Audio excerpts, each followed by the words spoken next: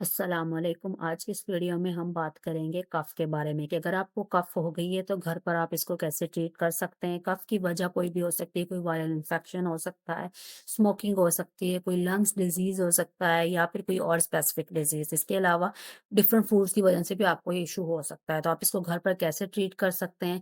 सबसे पहले तो कफ़ की 2 टाइप्स होती है, एक ड्राई कफ़ होती है, एक वेट कफ़ होती है। ड्राई कफ़ में आपका जो थ्रोट है उसमें आपको स्क्रैचिंग सेंसेशन फील हो रही होती है और वेट कफ में आपके रिस्पायरेटरी ट्रैक से म्यूकस या बलगम की प्रोडक्शन हो रही है। जब आप कफ करते हैं उसके साथ म्यूकस या बलगम आता है। तो हम होम रेमेडीज को देख लेते हैं। सबसे पहले तो अगर आपको कफ हो गई तो आप हनी का इस्तेमाल कर सकते हैं। Honey is the bestest home remedy for cough. और एक ओल्डेस्ट होम रेमेडी भी इसको माना जाता है कफ को ट्रीट करने के लिए। ये बेसिकली आपके थ्रोट को सूथ करता है, आपकी इन्फ्लेमेशन को कम करेगा, उसके साथ-साथ इसके अंदर एंटी इन्फ्लेमेटरी और एंटी माइक्रोबियल प्रॉपर्टीज़ होती हैं। इसका मतलब क्या हुआ कि ये आपको हर तरह के इन्फेक्शन और हर तरह की इन्फ्लेमेशन से लड़ने में मदद देगा। आप इसको कैसे इस्तेमाल कर सकते हैं? 2 टेबलस्पून ऑफ हनी आप वार्म वाटर का ग्लास लें, उसमें ऐड करके उसको पी सकते हैं। डेली 1 दफ़ा पिएँगे तो आपके लिए काफ़ी फ़ायदेमंद रहेगा और इसके अलावा आप इसको अपनी कोई भी हर्बल टी ले रहे हैं, उसमें इस्तेमाल कर सकते हैं। अपना शुगर के सब्स्टिट्यूट के तौर पर भी आप हनी को यूज़ कर सकते हैं अपनी नॉर्मल चाय में भी। तो honey is the best home remedy for the cough. Second number पे आ जाता है जिंजर। जिंजर भी काफ़ी इफ़ेक्टिव रहता है आपके लिए। जब भी आप हम बात करते हैं कफ की तो हमारे माइंड में जो फर्स्ट होम रेमेडी आती है वो हमेशा जिंजर ही आता है। जिंजर के अंदर भी एंटी माइक्रोबियल और एंटी इन्फ्लेमेटरी प्रॉपर्टीज़ होती हैं। ये आपके मदाफ़त जो है उसको भी बूस्ट करेगा। उसके साथ-साथ आपका जो म्यूकस प्रोड्यूस हो जाता है रिस्पिरेटरी ट्रैक में अकोमोलेट हो जाता है उससे भी आपको छुटकारा देगा। उसको भी क्लियर करने में आपकी मदद करेगा। उसके साथ-साथ ये आपके जो एयरवेज़ के मसल्स होते हैं, उनको स्मूथ करने में आपकी हेल्प करेगा। तो ये आप उस डिफरेंट फूड आइटम्स में आप इसको यूज़ कर सकते हैं, टी में यूज़ कर सकते हैं। टी एक एक्सीलेंट ऑप्शन है आपको अगर कफ या आप देखिए ड्राई कफ है या वेट कफ है, दोनों के लिए बहुत बेस्ट ऑप्शन है और उसमें आप हनी भी ऐड कर सकते हैं ज़्यादा बेनिफिशियल इफेक्ट्स के लिए।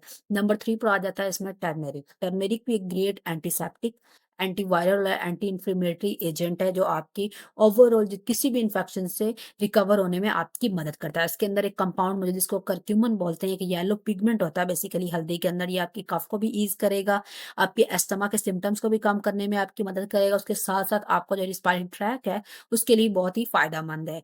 आप इसको टर्मेरिक टी पी सकते हैं, आप इसको अपनी रेगुलर टी में 2 टेबलस्पून टर्मेरिक के ऐड करके इस्तेमाल कर सकते हैं और अपने खानों में भी इसको इस्तेमाल कर सकते हैं। उसके अलावा नंबर 4 पर आ जाता है मिंट।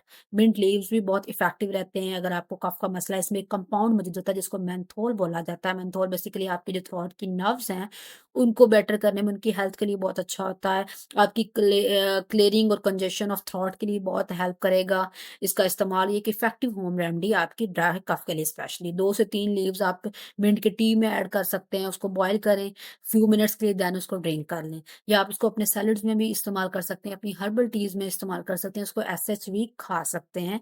तो ये भी आपके लिए काफ़ी इफ़ेक्टिव है या इसको आप जगरी के साथ मिक्स करके भी यूज़ कर सकते हैं। नेक्स्ट रेमेडी हमारे पास जो है जगरी यानी कि गुड़। गुड़ भी एक इफ़ेक्टिव रेमेडी है आपके स्पेशली जो आपको ड्राई कफ़ होती है उसके अगेंस्ट या आपके गले को सूथ करने में बहुत मदद करेगा। आपकी कंजेशन के लिए काफ़ी इफ़ेक्टिव है और इसके अंदर भी एंटी एलर्जिक प्रॉपर्टीज़ होती हैं। तो ये आपको जो एलर्जिक रिएक्शन की वजह से कोई कफ हुई है उससे लड़ने में बहुत ज़्यादा मदद देगा। आप जगरी को भी इस्तेमाल कर सकते हैं अगर आपको खाँसी हुई हुई है या आपके आस-पास किसी को खाँसी है तो आप उसको भी बता सकते हैं। लास्ट जो हमारे पास टिप आती है वो है स्टीम। अगर आपको ड्राई कफ है, वेट कफ है या कोल्ड का मसला है तो आपको स्टीम लेने से भी काफ़ी फ़ायदा होगा। ना सिर्फ स्टीम लेने से आपको फ़ायदा होगा, स्टीम आपके जो बलगम प्रोड्यूस हो रहा है थ्रोट में अकोमोलेशन उसकी उसको क्लियर करने में मदद करेगा, आपके गले को क्लियर करने में आपकी बड़ी मदद करेगा। उसके अलावा आप वार्म वाटर का इस्तेमाल कर सकते हैं, गर्म पानी पी सकते हैं। ये भी बहुत इफ़ेक्टिव रहता है आपकी ड्राई कफ को कम करने के लिए, आपकी इरिटेशन को कम करने के लिए। ये सारी चीज़ें बहुत इफ़ेक्टिव हैं और लास्ट पर आप नमक वाले पानी के गरारे भी कर सकते हैं। ये आपने सिंपल इसमें क्या करना है, ये आपकी इन्फ्लेमेशन को रिड्यूस करने में आपकी मदद करेगा, आपके कफ को रिड्यूस करने में आपकी मदद करेगा। सिंपल आपने half table spoon of salt लेना, उसको वार्म वाटर में डालना, देन उसके साथ आपने गरारे कर लेने। तो सारे मेथड्स बहुत इफेक्टिव हैं और अगर आपको कफ का मसला है तो आप इनको ट्राई कर सकते हैं। अपने घर पर आप अपनी कफ से छुटकारा पा सकते हैं। अपने आस-पास भी अगर किसी को कफ है तो उसको भी ज़रूर बताएँ। वीडियो को ज़्यादा से ज़्यादा शेयर करें। So thank you for watching my video. Don't forget to comment, share, like and subscribe. अल्लाह हाफ़िज़।